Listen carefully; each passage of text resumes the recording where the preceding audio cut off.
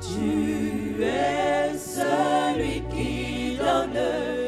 vie, la paix, la joie.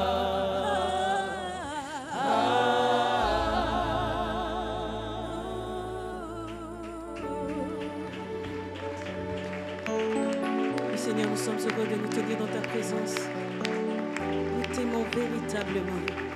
Nous nous prosternons devant toi afin de te donner l'honneur qui t'est dû. Seigneur, il n'y a aucun Dieu qui soit semblable à toi. Il n'y a aucun Dieu qui soit comparable à toi. Seigneur, daigne ne pas toujours regarder à nos faiblesses, bien que Seigneur, c'est ton devoir de le faire.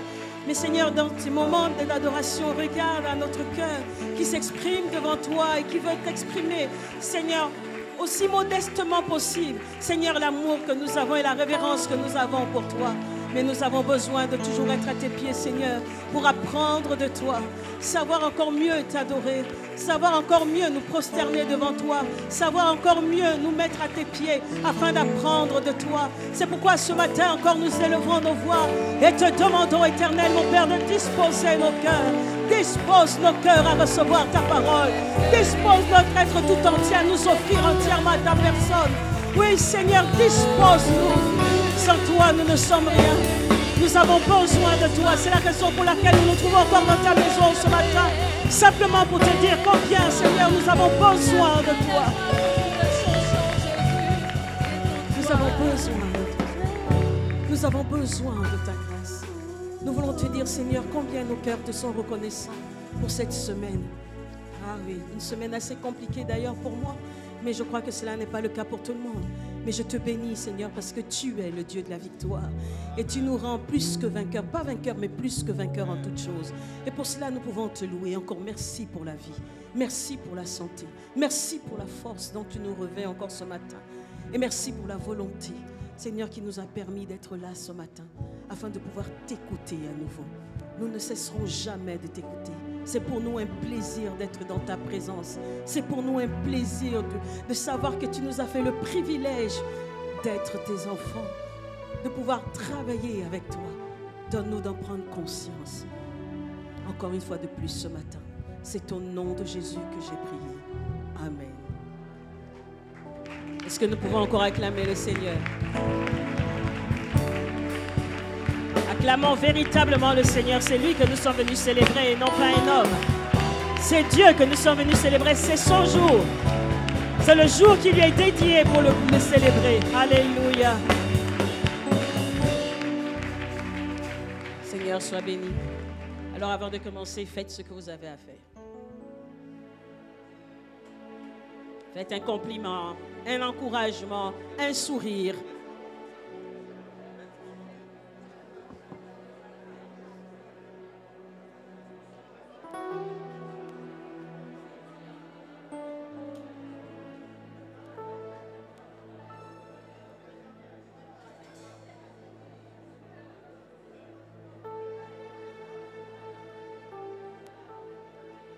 Amen.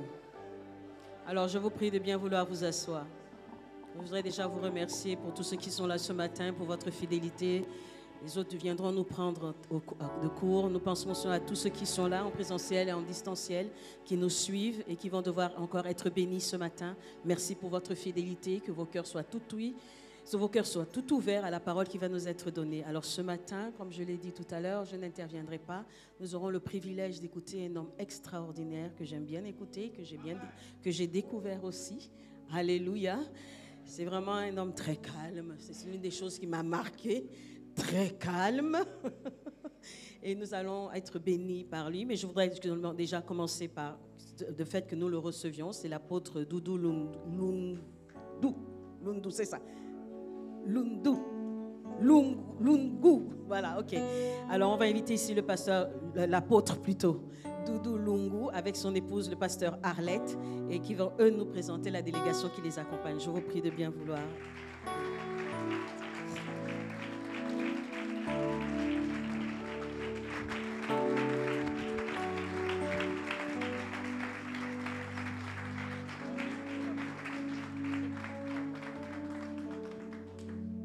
Nous vous saluons dans le nom du Seigneur. Comme je vais parler, je préfère que madame fasse la présentation. Bonjour à tous. Vous vous saluons dans le beau et précieux nom de notre Seigneur Jésus-Christ. Nous sommes heureux d'être là ce matin.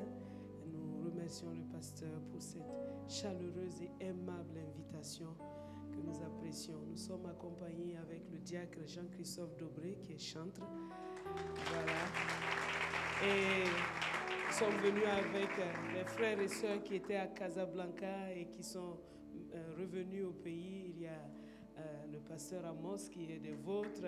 Il y a votre fille Jessica, Mariska, Samuel. Qui d'autre est là? Voilà. C'est ça. Merci.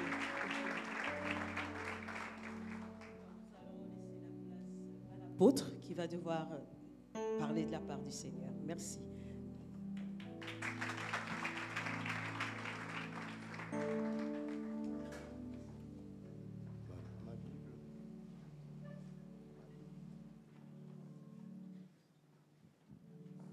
Excellent Père de grâce, nous bénissons ton saint nom. Nous sommes heureux d'être dans ta présence et de ressentir déjà dans notre esprit, dans notre cœur, la fraîcheur de ta présence, l'atmosphère de vie, de foi et de paix en ce lieu. Béni soit ton saint nom et qu'il en soit toujours ainsi. Ouvre notre cœur, ouvre notre entendement. Parle-nous directement, profondément et surtout personnellement. Et rends-nous, par ta grâce, capables de nous montrer dignes de ce que tu vas déposer entre nos mains et dans nos cœurs ce matin. Je me soumets à toi, Saint-Esprit. Aide-moi, guide-moi, conduis-moi pour la gloire de Jésus et notre édification. Amen. Nous rendons grâce à Dieu notre Père pour ce temps qu'il nous donne. Je remercie le pasteur de m'avoir aidé parce que vous avez déjà prévenu que je parle calmement. Donc ça va, vous allez déjà comprendre. Je n'ai pas besoin de faire un effort pour crier. Souvent, quand je vais dans un autre lieu, on me dit, quand on me présente, on dit « il est congolais ». Et on s'attend à ce que je sois très chaud ou je ne sais pas quoi. Quand j'ai commencé à servir le Seigneur, j'ai voulu imiter mon pasteur, qui, je pense, changeait de Bible tous les 3 mois, parce qu'il criait « Répondez-vous, répondez-vous !» Et sa Bible se déchirait souvent en plein culte. Et quand j'ai commencé à prêcher, j'ai cru que c'était ça l'onction, parce que c'est un homme extraordinaire. Mais un jour, on m'a imposé de prêcher à une réunion très, très importante qui n'était pas de mon niveau. Mais mon responsable a été inspiré par le Seigneur. Il nous a fait faire l'organisation et il ne m'a rien dit. Et 2 jours avant, il m'a dit « je vais en retraite ». Il est parti en retraite et il m'a envoyé un SMS pour me dire « c'est toi qui prêcheras » et il a éteint son téléphone. J'ai eu la peur de ma vie pendant 2 jours. Je n'ai pas jeûné, mais je n'ai pas mangé. Parce que parfois, les gens disent qu'ils jeûnent, mais moi, je suis allé jeûner parce que j'avais peur. Ce n'était pas un jeûne. Je n'avais pas faim. Et le Seigneur m'a dit, sois toi-même. 1 heure avant la réunion, c'est là où ma vie a changé. Je suis venu, je parlais comme je parle d'habitude, parce que je parle comme ça à ma femme et à tout le monde, et surtout, je parle comme ça à Dieu. Et ce jour-là, l'onction qui a coulé m'a surpris. J'ai compris que chacun doit être lui-même. Alors dis à ton frère, Dieu sait pourquoi il t'a créé comme ça. Ne nous prive pas de la richesse d'être toi-même. Amen. Imaginez si un moineau voulait être un aigle, si la mangue voulait être un ananas, on serait pauvre, n'est-ce pas? Dieu sait pourquoi tu es comme ça. Même la chenille peut être fière d'elle. Alléluia. Tout est utile. Les choses que nous jetons, c'est parce qu'on ne sait pas à quoi ça sert encore. On ne sait pas encore. Même l'herbe que vous voyez, si c'est Dieu qui l'a créée, et c'est Dieu qui l'a créée, c'est parce que c'est utile. Alléluia. Je rends honneur à Dieu, notre Père, qui a sauvé ma vie dans tous les sens du terme, parce qu'on m'avait donné 4 ans de vie sur terre. Aujourd'hui, j'en ai 49. J'ai reçu Jésus à l'âge de 6 ans.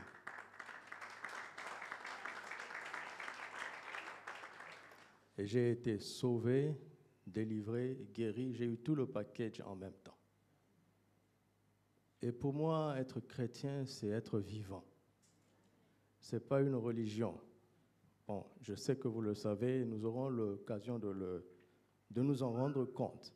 Je rends honneur aussi à mon père spirituel, notre père spirituel, papa et maman Karambiri, parce que je ne serais pas ici si je ne l'avais pas rencontré, j'en suis sûr.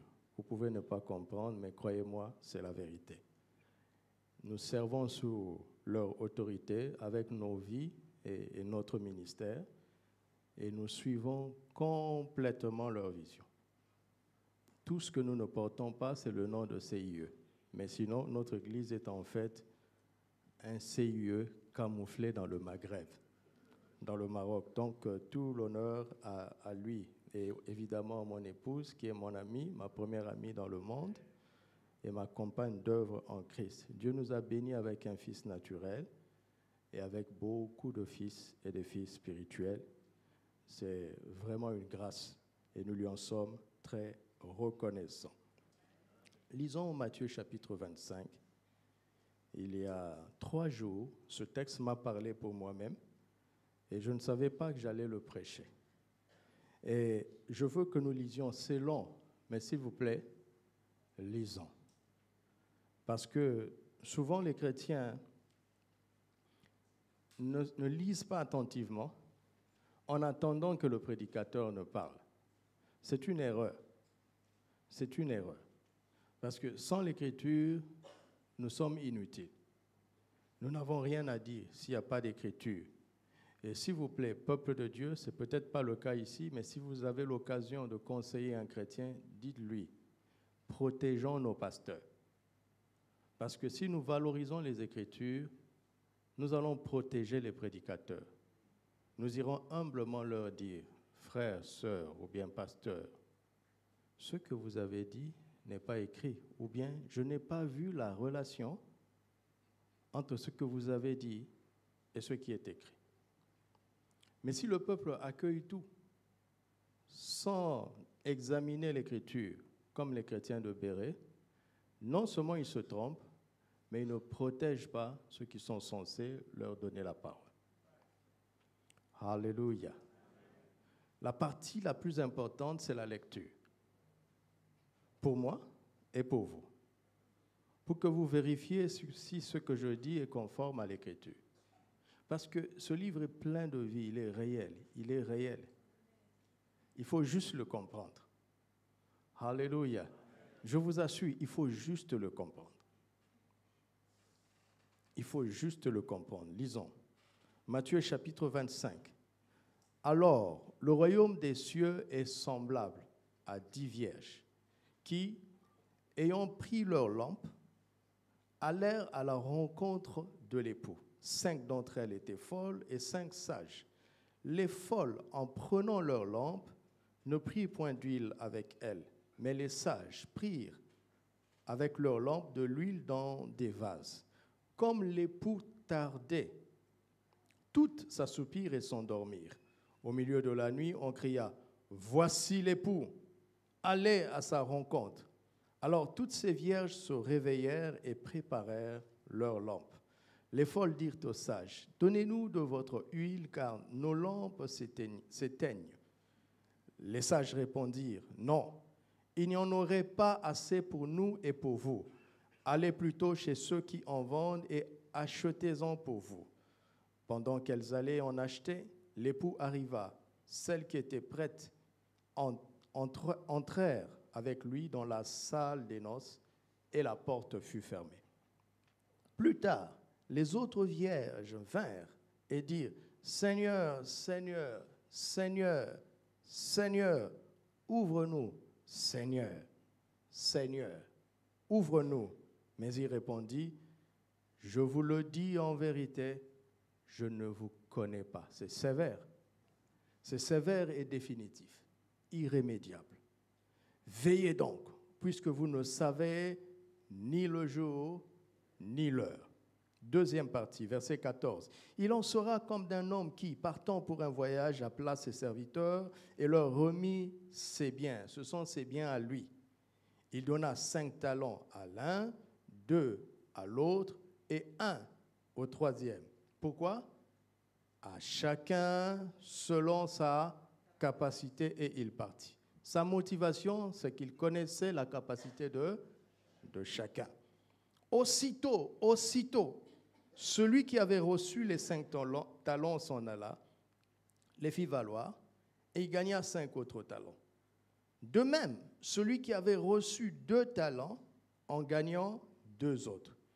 Celui qui n'en avait reçu qu'un, alla faire un creux dans la terre et il cacha quoi? Il cacha le talent ou l'argent. Il avait reçu quoi? Et il a caché quoi? Pourquoi ce changement de terme? C'est à dessein. Et cacha l'argent de son maître. Longtemps après, aussitôt on dit longtemps après, le maître de ses serviteurs revint et leur fit rendre compte.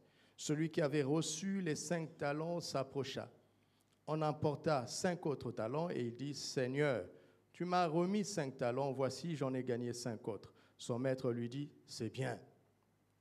Bon et fidèle serviteur, tu as été fidèle en peu de choses. Je te confierai beaucoup. Entre dans la joie de ton maître. Celui qui avait reçu les 2 talents s'approcha aussi et il dit, Seigneur, tu m'as remis 2 talents. Voici, j'en ai gagné 2 autres. Son maître lui dit, c'est bien. Même compliment, même félicitations, même reconnaissance. Exactement, c'est bien.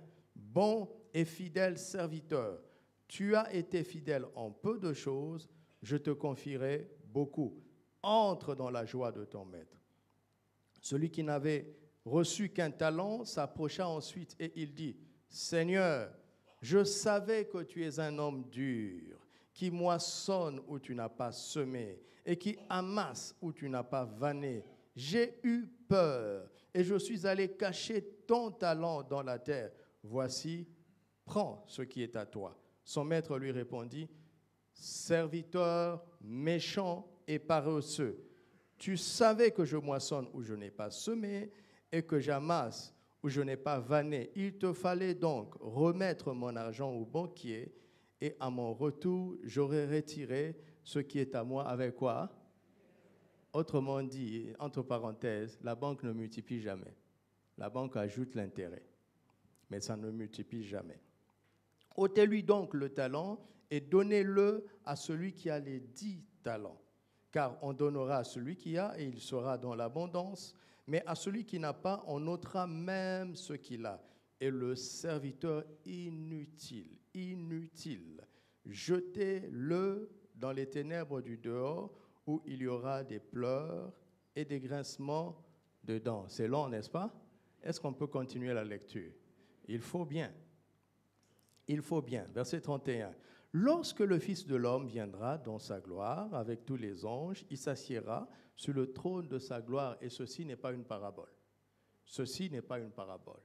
Ceci est un événement futur et imminent, parce que cela va se produire bientôt. Alléluia.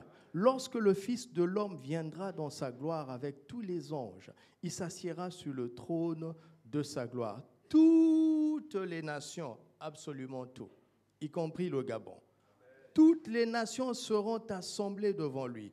Il séparera les uns d'avec les autres, comme le berger sépare les brebis d'avec les boucs, comme le berger. Et il mettra les brebis à sa droite et les boucs à sa gauche. Alors le roi dira à ceux qui seront à sa droite, « Venez, vous qui êtes bénis de mon Père, prenez possession du royaume qui vous a été préparé dès la fondation du monde.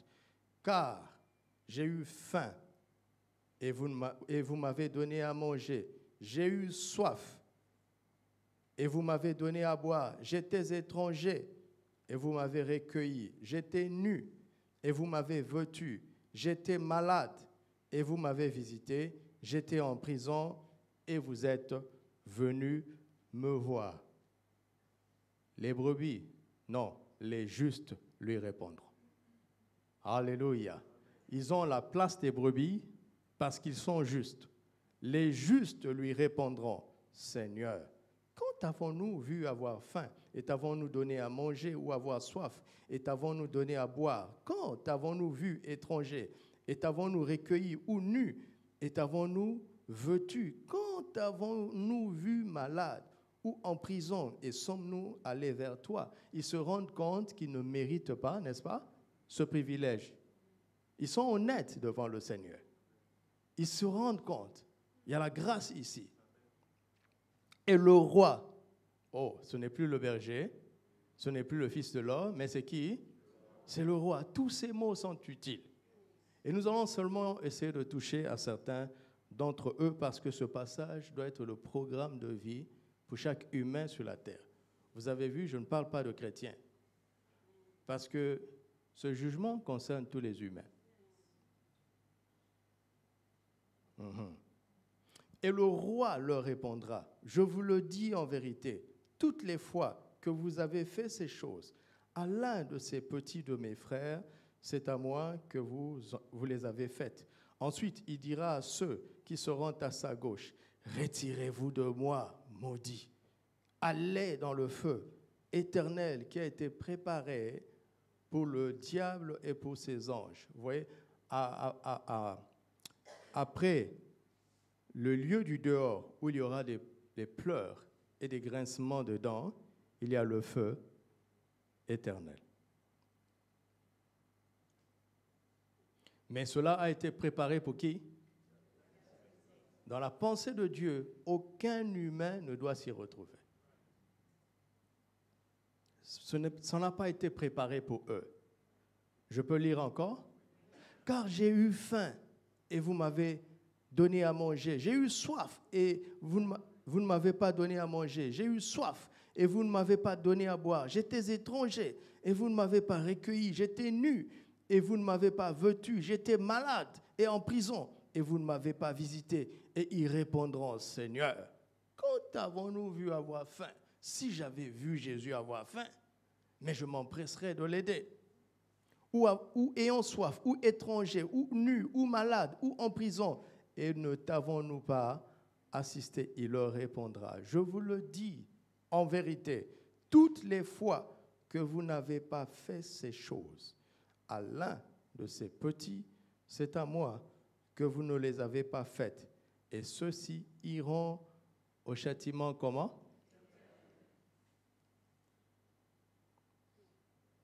Mais les justes iront où? C'est l'éternité. Châtiment éternel ou vie éternelle.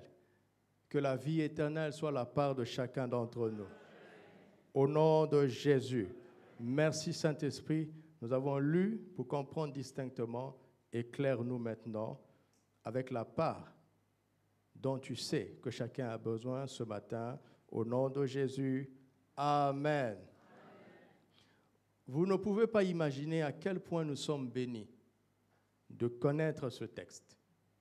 Parce que au jour du jugement dernier, imaginez-vous ceux qui n'auront jamais été en contact avec ce texte, ceux qui ne l'auront jamais lu. Ils ne seront pas exemptés pour autant de ce jugement. Et si cela arrive, il y a forcément deux coupables. Les premiers, ce sera ceux qui connaissent le secret, ceux qui connaissent la bonne nouvelle et qui la cachent et qui ne la partagent pas. Les deuxièmes lots de coupables, ce sont ceux qui ne se sont pas intéressés. Le Seigneur a dit, vous me chercherez et je me laisserai trouver par vous si vous me cherchez comment? De tout votre cœur. Depuis plus de 30 ans que je sers l'Évangile activement, je me suis rendu compte de quelque chose, d'un point commun entre tous ceux qui ont rencontré Jésus, c'est que quelle que soit leur origine, leur tradition, leur religion, quand ils cherchaient vraiment Dieu, dans leur religion, ils ont trouvé Jésus. Ceux qui cherchent Dieu de tout leur cœur et qu'ils valorisent leur religion, pas comme un moyen d'identité, d'identification dans cette vie, mais comme moyen de trouver Dieu. Quelle que soit leur religion, ils finissent par trouver Jésus. Vous me chercherez et vous me trouverez si vous me cherchez de tout votre cœur. Ceux qui n'auront jamais entendu parler de ceci, c'est parce qu'en réalité, ils auront entendu des prémices qui allaient les conduire à ceci, mais ils ne se sont pas intéressés. Mais nous sommes là pour sonner la trompette, pour faire en sorte que tout le monde puisse entendre. Parce qu'au jour du jugement dernier, personne ne sera exempté de ceci. Les gens sont, je n'insulte pas, mais ils ne mesurent pas leur folie, le risque éternel qu'ils encourent. Au dernier jour, il n'y aura que 2 catégories d'humains. Quelles que soient nos origines, notre rang social, notre rang, notre niveau d'instruction ou notre niveau dans la société, devant le roi des rois. Soit on est une brebis, donc on est juste, soit on est un bouc. Vous imaginez un professeur d'université qui est regardé comme un bouc. Il faut qu'ils entendent. Il faut qu'ils entendent. Et je ne parle pas d'abord des croisades d'évangélisation. Je parle du témoignage quotidien. Alléluia. On nous a fait croire qu'un missionnaire, c'est une personne qui va dans un pays étranger. Non, un missionnaire, c'est une personne que Dieu envoie dans un milieu étranger.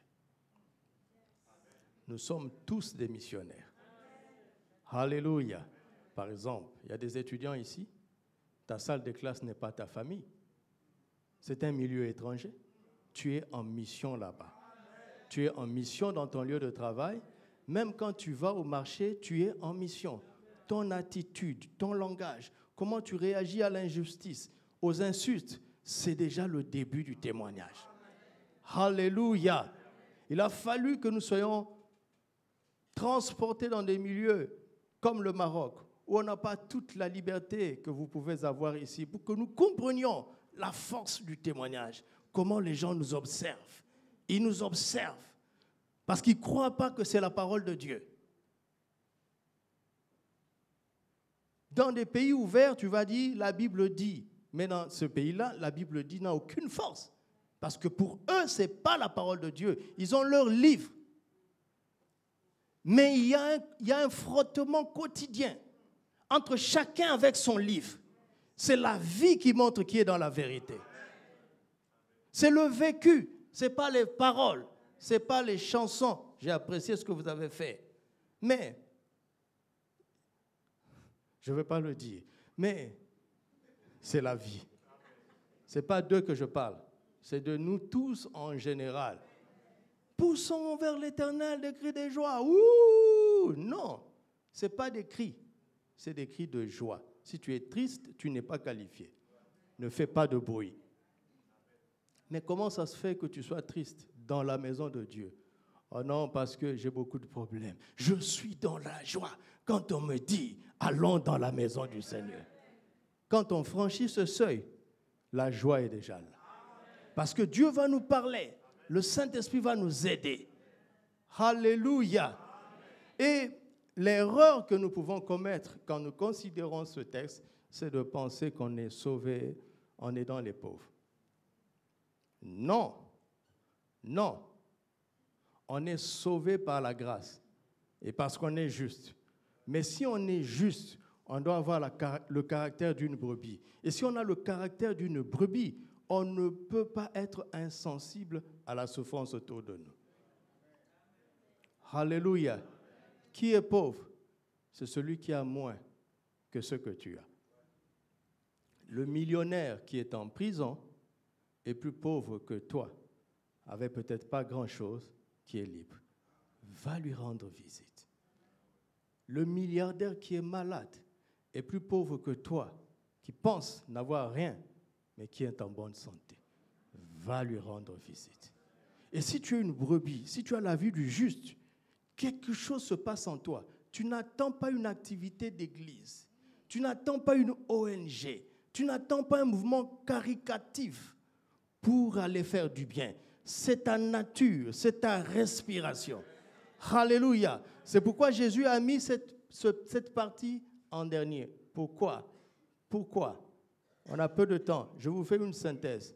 Pourquoi? Pour réussir le jugement, il faut être une brebis.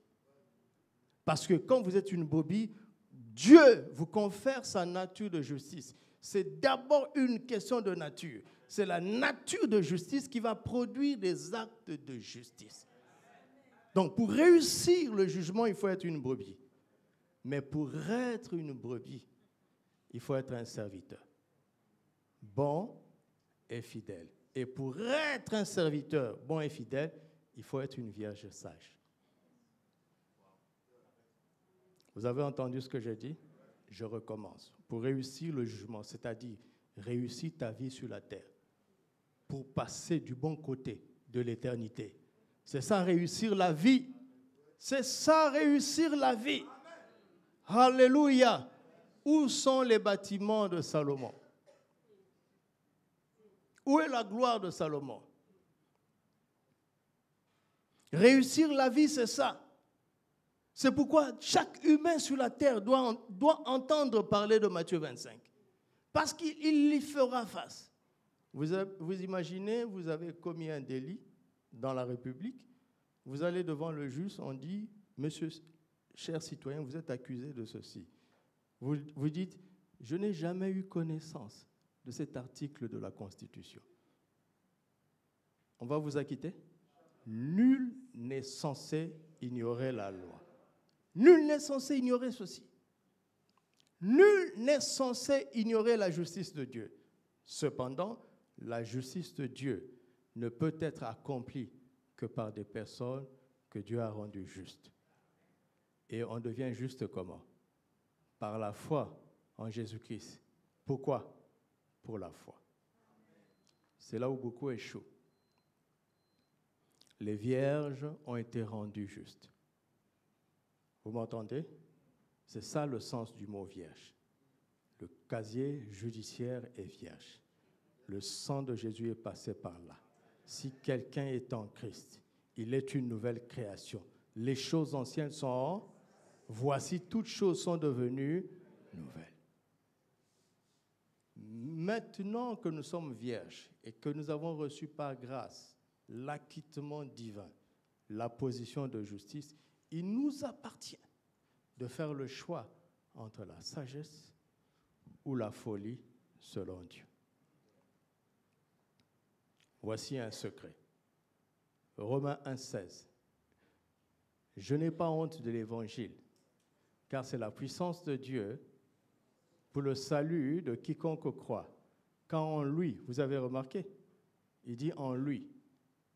Il parle de l'évangile, mais il met un pronom personnel. Il personnifie l'évangile, parce que l'évangile, c'est Jésus.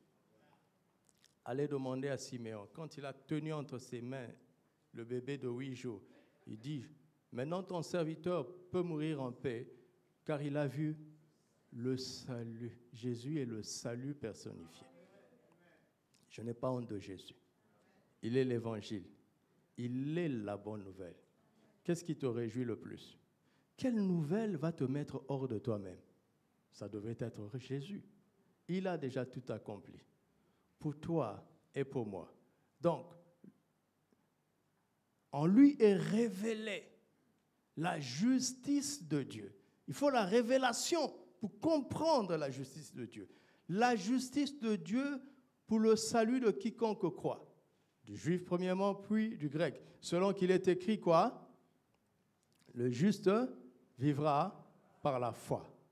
Mets-moi le verset suivant.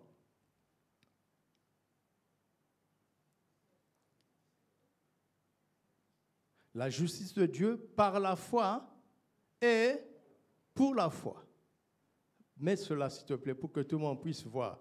C'est ce qui nous manque. La justice par la foi, d'accord, ça te rend vierge. Mais la même justice est pour la foi. Pour la foi.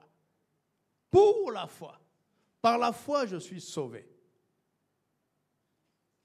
Je dois apprendre à vivre par la foi et vivre pour la foi. Pour la foi. Éphésiens 2, verset 8 dit que ce n'est pas grâce que nous sommes sauvés au moyen de la foi. Cela ne vient pas de nous, c'est le don de Dieu. Ce n'est pas par les œuvres. Ce n'est pas par les œuvres, afin que personne ne se glorifie. Car nous sommes son ouvrage, ayant été créés en Christ pour de bonnes œuvres que Dieu a préparées pour nous d'avance, afin que nous les pratiquions. Il y a par les œuvres, on n'en a pas besoin. On n'est pas sauvé par les œuvres, mais on est sauvé pour de bonnes œuvres. Pour de bonnes œuvres. Il faut les deux choses. Il faut les deux choses. Tu ne peux pas dire à une épouse, je t'aime, je veux que tu sois ma femme, et refuser d'aller à la mairie. Elle n'est pas ta femme. Elle n'est pas couverte par la loi. Il faut remplir les deux conditions. Alléluia. Alléluia. Il y a par la foi. Et là, nous sommes rendus vierges, justes devant Dieu. Nous sommes des brebis potentielles. Mais il attend de nous de faire le choix de la sagesse. Parce que la folie entre nous, ça ne se choisit pas. L'herbe mauvaise ne se cultive pas. Elle pousse toute seule. Ce sont les fruits et légumes qui se cultivent. La folie ne se choisit pas. Si tu ne fais pas le fort de devenir sage, tu seras normalement, naturellement fou. Et je n'insulte personne. Est-ce que je parle à quelqu'un? Nous devons faire le choix de la sagesse. Toi qui crois en Christ, tu dois faire le choix de la sagesse. Parce que si tu manques le choix de la sagesse, tu seras normalement, naturellement, un serviteur méchant et paresseux et inutile. Inutile. Inutile au Créateur. Inutile au Créateur. Vous voyez comment ça se tient? Ça se tient. Quand vous avez manqué le chemin de la sagesse, vous devenez une vierge folle qui prend le chemin de la paresse, de la méchanceté, de l'inutilité qui projette dans un lieu mauvais d'attente les ténèbres du dehors, là où il y a les pleurs et les grincements de dents.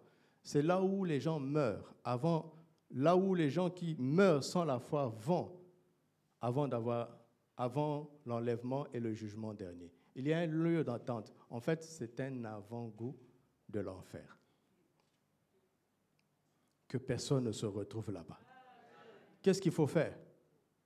Maintenant que tu es vierge, fais le choix de la sagesse. Et la sagesse, ce n'est pas la philosophie, ce n'est pas l'éloquence. La sagesse de Dieu est d'une simplicité. L'homme le plus sage que la terre n'ait jamais connu, ce n'est pas Salomon, qui était l'incarnation même de la sagesse. Je parle du Seigneur Jésus-Christ. En lui habitent corporellement tous les trésors de la science et de la sagesse. Regardez comment il parlait. Rien d'impressionnant. Un semeur sortit pour semer. Il jeta sa semence. Une semence tomba dans un sol qui était comme un chemin, un autre qui était comme rempli de pierres ou des épines. Voici comment il parle simplement. Je vous fais le pari qu'une église où le pasteur ne parle pas simplement, je vous fais le pari que les chrétiens sont hypocrites et inefficaces. Je vous en fais le pari. Ne regardez pas le bruit et la masse. Dites-vous toujours avec quoi nous sommes sortis ce matin. Qu'est-ce que Dieu nous a dit? Est-ce qu'on a lu distinctement? Est-ce qu'on nous a expliqué? Est-ce que nous avons compris? Qu'est-ce que nous avons retenu? À quoi cela me parle personnellement? Qu'est-ce que Dieu a voulu nous dire en tant que corps? Et qu'est-ce qu'il attend de nous tout au long de cette semaine? Parce que le dimanche, chaque dimanche, vous avez des paroles de sagesse et de connaissance. Si vous êtes sensible, Dieu vous a déjà prévenu. Alléluia.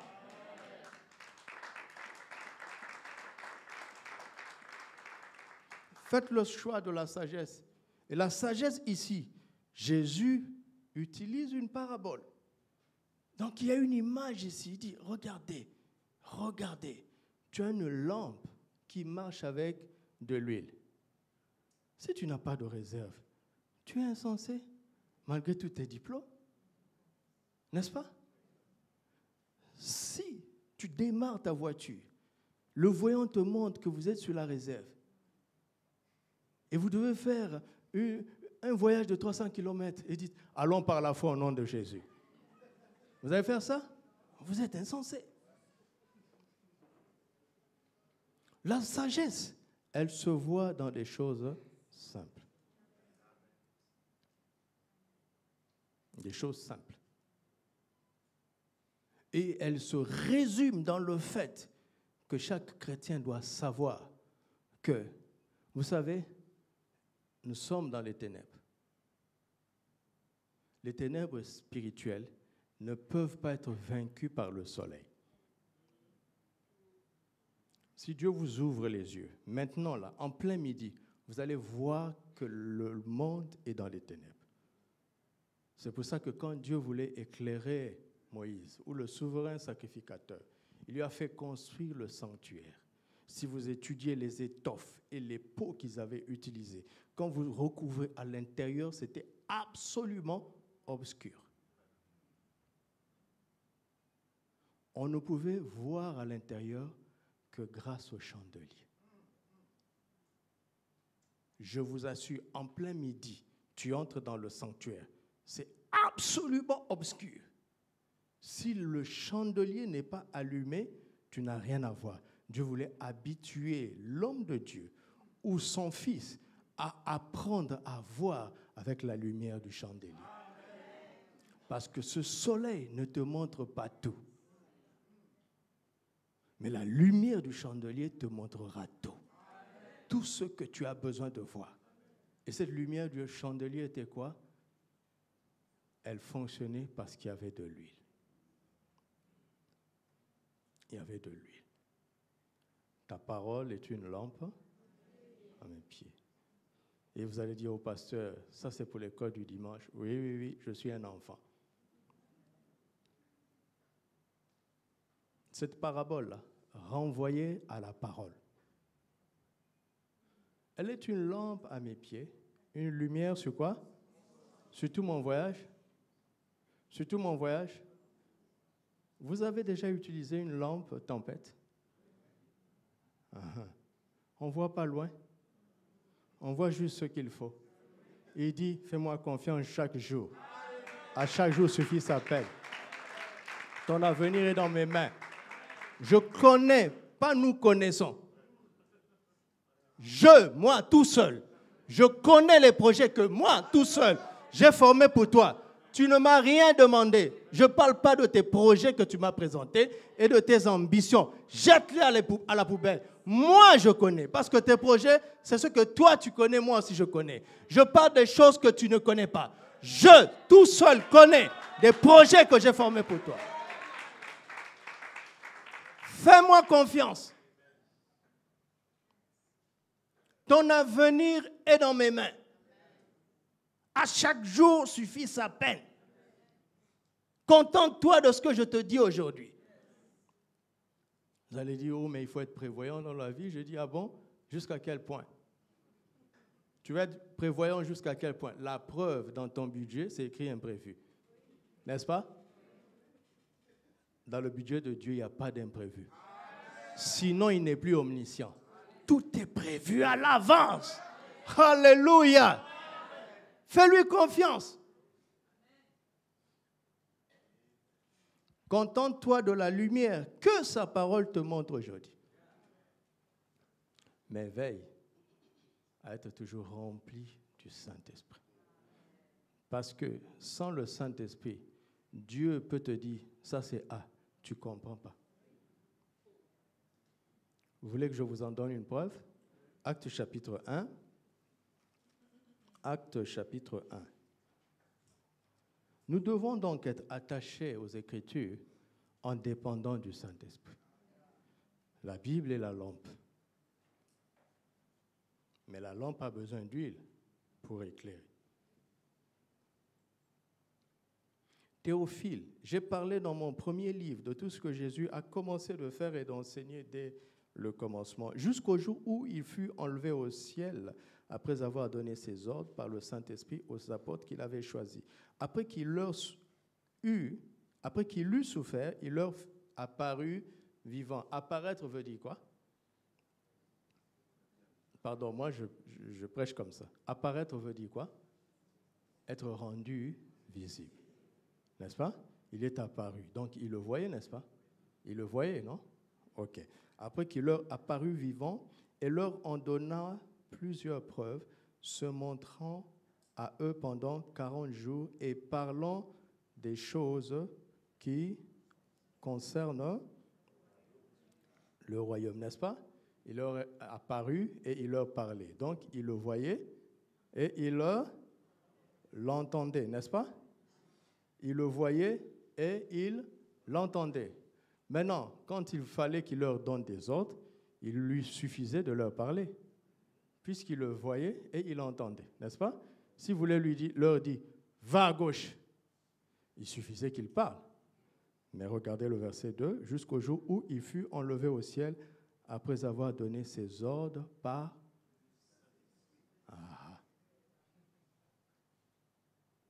Sans le Saint-Esprit, tu ne peux pas comprendre ses ordres. Donc, tu valorises la Bible, tu valorises la parole de Dieu, c'est bien. Mais sache que si la parole t'éclaire, c'est grâce à lui l'invisible, le Saint-Esprit. Et le Saint-Esprit habite en toi. Amen. Réfléchissez un peu. Jésus a dit que nous sommes la lumière du monde. Vous êtes la lumière du Gabon. Ils n'ont pas dit Amen. Vous ne l'êtes pas? Vous êtes sûr? Vous êtes la lumière du Gabon. Ça veut dire que vous éclairez le Gabon. Comment? Parce que le Saint-Esprit habite en vous. Vous êtes une lampe divine ambulante. Le jour où vous négligez le Saint-Esprit, vous ne pourrez plus éclairer. Donc la sagesse, c'est d'entretenir sa communion avec la parole de Dieu et le Saint-Esprit. Et de manière permanente, parce qu'on ne sait pas quand l'époux va venir. Je ne parle pas de temps d'onction dans la mode de l'Église d'aujourd'hui. 3 jours de percée, 3 jours de gloire. Je dis merci, pasteur. Et après? Rendez-vous 2 mois plus tard. Non, non. La gloire, elle doit être permanente. L'onction intérieure est permanente. Il faut le connaître. J'étais à Kinshasa, un frère est venu me voir, il était avec nous. Ils ont eu 21 jours, un programme de 21 jours dans leur église. C'est une bonne chose. Mais il ne comprend pas comment après ça, il est tombé tellement bas. Tellement bas. Et il s'est embourbé dans des choses au point qu'il était en train de demander à Dieu, donne-moi un billet pour que j'aille au Maroc revoir mon pasteur. Et moi, comme je n'avais que 3 jours, j'avais dit que je ne dirais à personne. Et l'Esprit m'a dit, dis à tel frère. Je lui ai envoyé un message, il m'a appelé tout de suite. Mais Dieu vient de me parler. J'étais en train de lui dire, donne-moi un billet, et voilà que tu viens. J'ai parlé avec lui jusqu'à 23 heures, la veille de mon départ. Il a eu 21 jours efficaces, mais on ne lui a pas appris comment vivre en permanence avec ça. Vous m'entendez? Regardez dans la Bible. C'est Dieu qui a provoqué des rencontres. Ce n'est pas l'homme. Mais nous, on fait l'inverse. C'est nous qui provoquons des retraites. C'est nous qui convoquons Dieu. Saint-Esprit, Dieu vendredi, au jeudi, je veux m'enfermer. Si tu ne viens pas, je dis, termine ta phrase. Termine ta phrase. Le buisson ardent, c'était un jour ordinaire pour Moïse. Il a été surpris. Même la Pentecôte, c'est tout à coup. Oui ou non? Revoyons notre vie chrétienne. Je n'ai pas dit que les temps forts n'existent pas. Mais les meilleurs temps forts, ce sont ceux qu'on n'a pas prévus. Qu'il y ait un tout à coup ici. Alléluia. Et ça arrive quand les cœurs sont préparés, sont prêts tout le temps. Il faut être prêt tout le temps. Alléluia. Vous ne savez pas quand l'époux vient. Vous ne savez pas. La Bible et le Saint-Esprit doivent nous accompagner en permanence. En permanence. En permanence. C'est ce qui va nous aider à faire le choix de la sagesse. Alléluia. Quand j'ai réussi le choix de la sagesse, il me reste un deuxième test. Parce que la sagesse, c'est une question de communion, de relation. C'est la sagesse pour vivre avec l'époux. N'est-ce pas? Parce que dans la première phase, c'est une relation personnelle entre l'époux et chaque vierge, c'est-à-dire entre le Seigneur et chaque enfant de Dieu. Ce n'est pas une sagesse pour venir prêcher. Tous les prédicateurs honnêtes peuvent vous dire qu'il peut négliger sa vie de méditation, mais le dimanche, Dieu lui donnera un message pour le peuple. Mais si ça t'arrive, tu es en danger. Tu es en danger. On ne parle pas de la sagesse là pour parler aux autres. C'est la sagesse qui entretient ta communion avec lui. Là où il n'y a pas de témoin. La sagesse dans ton lieu secret. Là où tu n'as pas besoin d'acclamation, d'approbation de qui que ce soit. Où tout ce qui t'intéresse est le plaisir de ton époux bien-aimé. Le Seigneur Jésus. Alléluia. Alléluia. Donc, c'est quelque chose d'invisible, de secret, de personnel. Quand on fait le bon choix, maintenant dans la vie publique, il nous confie des responsabilités. Il y a toute la vie ici. Matthieu 25, on peut étudier ça pendant 1 mois, chaque jour. Maintenant, chaque humain sur la terre a reçu au moins un talent de la part du Seigneur. À chacun, selon sa capacité. À chacun. Et qu'est-ce qu'il attend de nous? Il attend de nous de les multiplier. Regardez, longtemps après, quand ils ont reçu, les deux qui ont réussi, ont réagi automatiquement, immédiatement, n'est-ce pas? Et on dit aussitôt. Mais le Seigneur est venu demander des comptes longtemps après. Longtemps après. J'ai agi aussitôt, mais le Seigneur vient longtemps après. J'ai remarqué dans l'Église que les chrétiens les plus spontanés sont motivés par l'attente des résultats rapides. Ils se disent, plus prompt je suis à agir, plus prompt le Seigneur me répondra. Ça ne marche pas comme ça. Ça te décourage, hein? Ça va te décourager pour que tu prennes un bon courage, un meilleur courage. Ce n'est pas nous qui dictons le tempo. Sinon, il n'est plus Seigneur. Il ne va pas suivre notre rythme. C'est à nous de nous soumettre au sien, à son rythme. Donc, aussitôt, ils ont agi. Et longtemps après, regardez, longtemps après, les deux premiers ont multiplié. Ils ont atteint le 100% de résultats. Tu m'avais confié 5, voici 5 autres. Tu m'avais confié 2, voici 5 autres. C'est ce qui nous anime, la plénitude de vie. C'est-à-dire atteindre le plein potentiel de l'investissement divin dans nos vies. Et Dieu nous a donné toute la vie pour ça, parce qu'il sait que nous allons commettre des erreurs, nous sommes ignorants, nous devons grandir, nous devons apprendre. Alors il nous a donné beaucoup de temps. S'il revenait demander des comptes rapidement, personne ne réussirait. Personne. N'est-ce pas?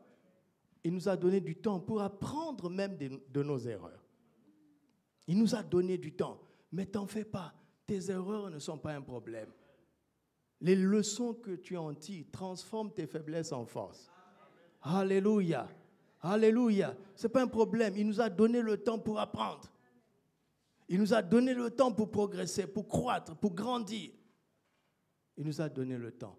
Donc, longtemps après, ils ont multiplié.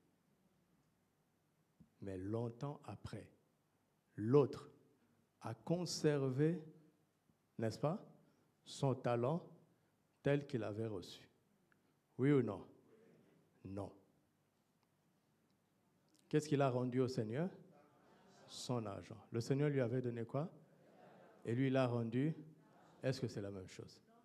Sans avoir lui étudié, tu sais déjà que ce n'est pas la même chose. Ça veut dire que ce que Dieu a donné au premier 5 talents, le premier lui a ramené 10 talents, pas 10 argent. Il a donné au second 2 talents, le second lui a ramené 4 talents, pas 4 argent. Il a donné au dernier 1 talent, et le dernier lui a rendu 1 argent. Je suis un enfant. Les autres ont multiplié leurs talents pendant longtemps. Le dernier a divisé son talent pendant longtemps. Pourquoi? Parce que le talent, c'est de l'argent qui se pèse. Le mot en grec. Et l'argent, c'est de l'argent qui ne se pèse pas. Est-ce que tu dis, tu vas au supermarché, tu dis, bon, donnez-moi 10 kilos de francs CFA de légumes. Mais quand on parle de lingots d'or, on parle en termes de onces, de grammes, n'est-ce pas? On pèse. Vous avez compris? L'argent, c'est la valeur numérique. Le talent, c'est la valeur réelle. Si tu as 10 000 francs CFA aujourd'hui, tu l'enterres. 10 ans plus tard, tu vas déterrer 10 000 francs CFA, mais tu ne pourras plus acheter la même chose. Tu as gardé la valeur numérique, mais tu as perdu la valeur réelle. C'est une question de vision. C'est une question de vision. Sais-tu ce que tu as reçu? Connais-tu la valeur réelle de ton talent? Connais-tu? C'est une question de vision. L'argent, c'est rien, franchement. 1 milliard, 1000 milliards, ce n'est pas grand-chose. Mais prenez 2 personnes ici, pasteur. Prenez 2 de vos fidèles. Donnez à l'un 1 million, donnez à l'autre 1 million. Revenez 10 ans plus tard. D'ailleurs, aussitôt, vous allez voir, l'un va aller acheter un iPhone. N'est-ce pas? L'autre va investir. Mais vous savez, pour investir, il faut avoir réfléchi avant d'avoir l'argent. Il faut avoir des projets avant d'avoir l'argent. C'est dangereux d'avoir de l'argent avant d'avoir des projets. Donc la pauvreté, c'est ici. Et là, pas ici. Vous m'entendez? Il n'y a aucun pauvre ici. Absolument pas. Christ s'est fait pauvre, afin que par sa pauvreté, nous soyons riches. Ça a été accompli ou pas? On est déjà riche. Mais on n'est pas riche de la monnaie. On est riche des talents. Et tu as reçu ces talents. Ça ne se demande pas. Est-ce que ces serviteurs ont intercédé? Seigneur, donne-moi 5 talents. Personne n'a demandé. Vous savez, les meilleures choses dont nous disposons sont celles qu'on n'a pas demandées. Elles sont déjà là. Il faut juste une question de vision. Il faut le comprendre. Tu vois maintenant, quand tu es sage, tu vois dans le talent la valeur réelle. Quand tu es fou, tu vois dans le talent la valeur numérique. Vous avez vu comment ça se tient? Vous avez vu? Maintenant, quand tu es sage, tu vois dans ton talent sa valeur réelle et tu comprends que si tu as donné ça, pourquoi c'est moi qui prêche et pas vous? On est sauvé par le même nom, on est lavé par le même sang. Cette position ne me rend pas supérieur à vous. Pourquoi j'ai ce talent? Pour le servir. Je dois le valoriser. Mais si je regarde la valeur numérique, c'est-à-dire le titre, apôtre, c'est rien. Apôtre, pasteur, prophète, c'est rien du tout.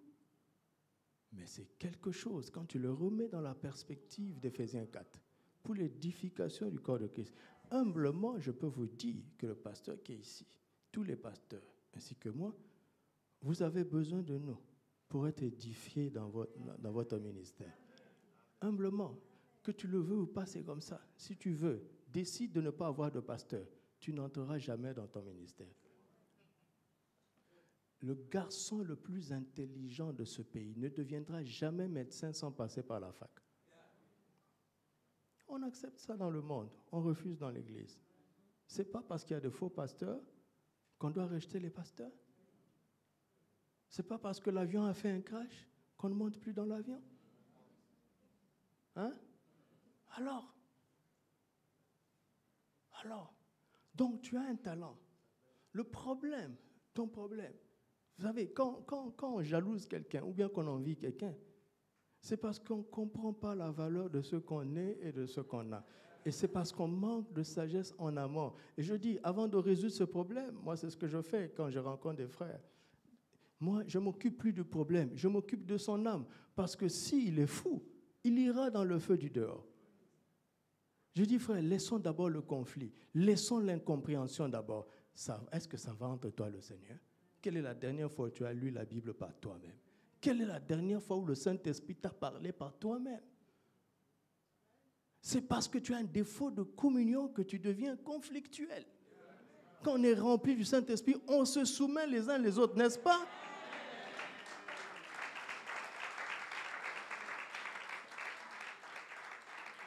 Les problèmes ne sont que des symptômes. Un bon médecin part du symptôme et il revient en arrière pour comprendre quelle est la bactérie qui cause ça. La bactérie, c'est la folie. La bactérie, c'est la négligence de la parole de Dieu et du Saint-Esprit. C'est ça le virus. Maintenant, quand tu as la sagesse, tu comprends la valeur réelle de tout ce que Dieu te donne. Même 100 francs. Si tu as 100 francs alors que c'est rien, sache qu'il y a des gens qui n'ont même pas 100 francs. Tu es supérieur à eux. Pourquoi tu as 100 francs et lui il n'a pas? Pourquoi tu as plus que l'autre? Pourquoi? Mais quand tu es dans le numérique, tu dis, oh, c'est peu. Non, deviens visionnaire. Alléluia. Peu peut devenir beaucoup après longtemps.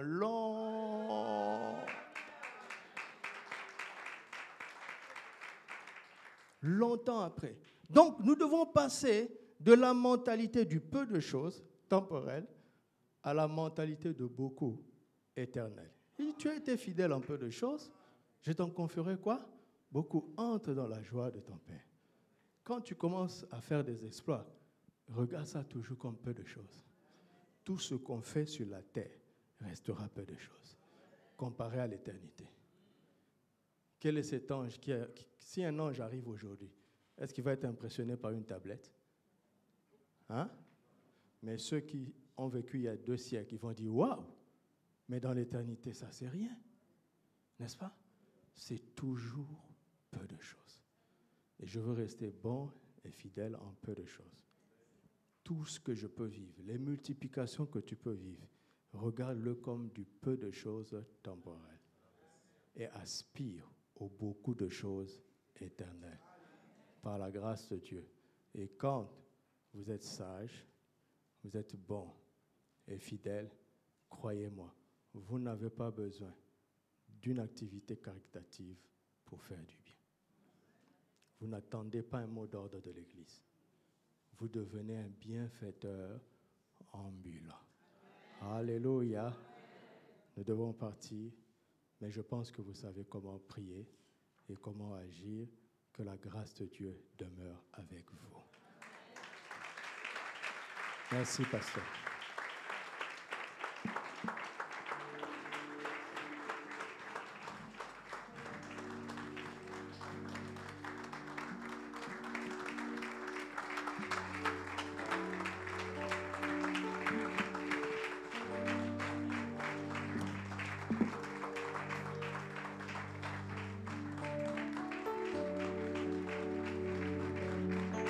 Est-ce qu'on peut encore acclamer véritablement cette parole?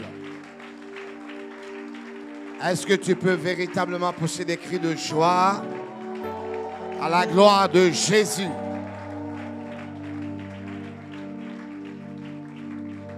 Merci Seigneur. Est-ce que tu peux rendre grâce à Dieu? Lèvons nos voix un instant. Prions s'il vous plaît. Prie. Tu as entendu une parole de vie ce matin. Seigneur, nous te bénissons et nous te rendons grâce. Merci pour ta parole. Ta parole est véritablement esprit et vie. Seigneur, merci d'avoir utilisé puissamment ton serviteur ce matin pour parler à nos cœurs de manière personnelle et profonde. Seigneur, fais, ô Dieu, par le Saint-Esprit, que cette parole nous éclaire, Seigneur, toute la vie jusqu'à ton retour. Fais que, Seigneur,